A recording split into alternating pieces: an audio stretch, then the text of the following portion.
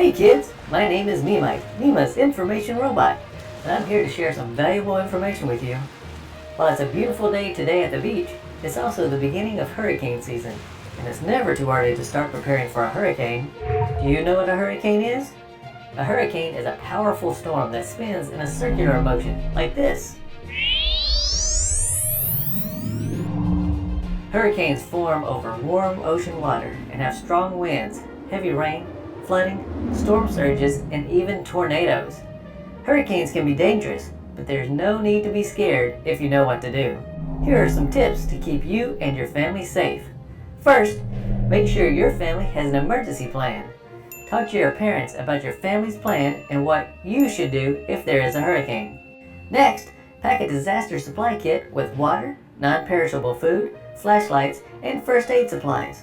This kit will come in handy during any disaster. When a hurricane is approaching, listen to the news and follow the instructions of local officials. Your family may need to evacuate your home to stay safe. Do you know what evacuate means? It means that you may need to go to a safer area away from the storm. And lastly, remember to stay calm and help take care of your family, neighbors, and don't forget your pets. For more hurricane preparedness tips, just go to our website at msema.org.